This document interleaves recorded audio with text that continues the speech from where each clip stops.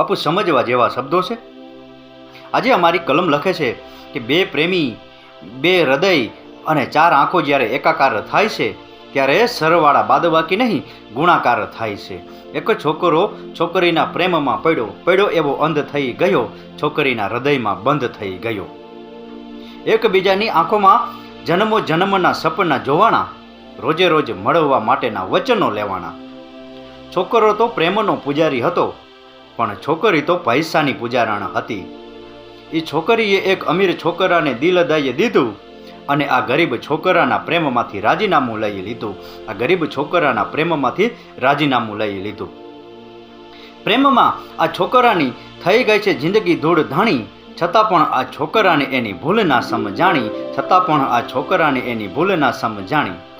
અંતે એણે એક દિવસ ગળે ફાંસો ખાઈ લીધો અને પ્રેમમાં એણે પોતાના જીવનનો અંત આણી દીધો. પ્રેમમાં એણે પોતાના જીવનનો અંત આણી દીધો.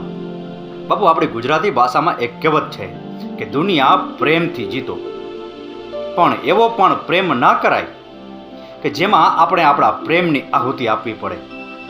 પ્રેમ તો સમરસ હોવો જોઈએ, પ્રેમ તો નિરસ હોવો જોઈએ અને પ્રેમ તો એકાકાર હોવો જોઈએ. અત્યારે દુનિયામાં સાચા પ્રેમ ઓછા થાય છે, હંમેશા ખોટા જ પ્રેમ થાય છે.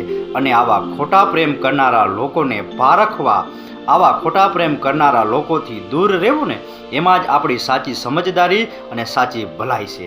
રાકેશ ગીરીના આ શબ્દો સમજાઈને વંદન. આપનો દિવસ શુભ રહે. મહાદેવ હર.